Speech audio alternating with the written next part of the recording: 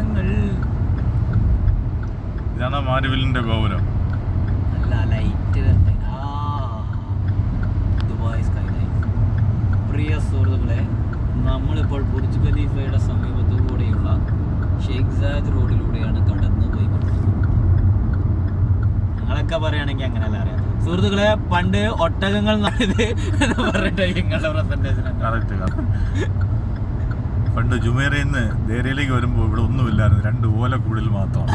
അതെ, അന്ന് ഒട്ടകങ്ങളും ആട്ടുംകുട്ടികളും മാത്രമല്ല സ്വൈര്യത്തോടെ നടന്ന സ്ഥലങ്ങളിലാണ് നമ്മളിപ്പോൾ മനുഷ്യർ.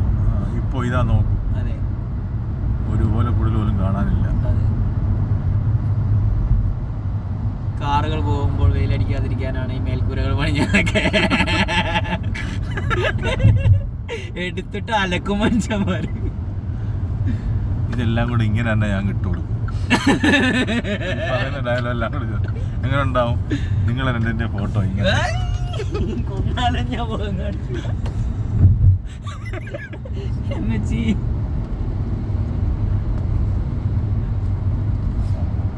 പ്രിയ സുഹൃത്തുക്കളെ, വലതുഭാഗത്ത് നിങ്ങൾക്ക് ബുർജ് ഖലീഫ കാണാം.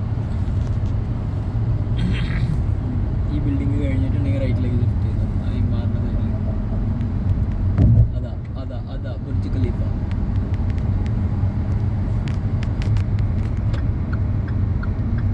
സുഹൃത്തുക്കളെ, നമ്മളിപ്പോൾ ബുർജ് ഖലീഫയിലേക്കാണ് പോയിക്കൊണ്ടിരിക്കുന്നത്.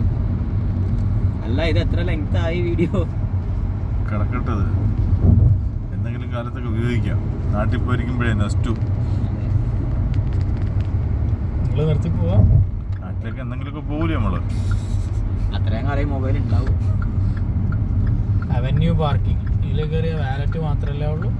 അല്ലെന്ന് തോന്നുന്നു. സിനിമ പാർക്കിംഗ് അല്ല. നമ്മൾ ദുബായ് മാളിലേക്ക് എത്തിക്കൊണ്ടിരിക്കുകയാണ്. ഇവിടെ എന്തോ പർച്ചേസ് ചെയ്യാനുണ്ടെന്നൊക്കെ പറയുന്നുണ്ടല്ലോ.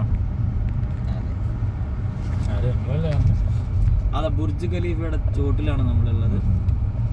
പണ്ട് ഈ ബുർജ് ഖലീഫ നിൽക്കുന്ന സ്ഥലം കാലിയായിരുന്നു, വെറും മണലായിരുന്നു. എന്തായിരിക്കും ഈ ബുർജ് ഖലീഫന്റെ ഈ സ്ഥലം തന്നെ ചൂസ് ചെയ്യാൻ വേണ്ടിയുള്ള കാരണം? സ്ട്രാറ്റജിക്കൽ ലൊക്കേഷൻ, പിന്നെ ഒഴിഞ്ഞ സ്ഥലം, ആരും ഒഴിവാക്കണ്ടല്ലോ. തെരുവുകളിലൊക്കെ ആകുമ്പോൾ ആൾക്കാർ ഒഴിവാക്കണം, അവർക്ക് പൈസ കൊടുക്കണം. മരുഭൂമിയിലാകുമ്പോൾ ആർക്കൊന്നും കൊടുക്കണ്ടല്ലോ. അല്ല, കിളിയോ കുരുവിയോ കുറുക്കനെല്ലാം ഉണ്ടാവും. അതിന് ചോദിക്കാനും പറയാനും ആരും ഇല്ലല്ലോ. അടിച്ചു വന്ന് കുഴിച്ചു പോവാം. എങ്ങനെ എന്തായാലും നമ്മൾ പാർക്കിങ്ങിലേക്ക് കയറി. അടുത്ത വീഡിയോ ആയിട്ട് വീണ്ടും കാണാം. നന്ദി.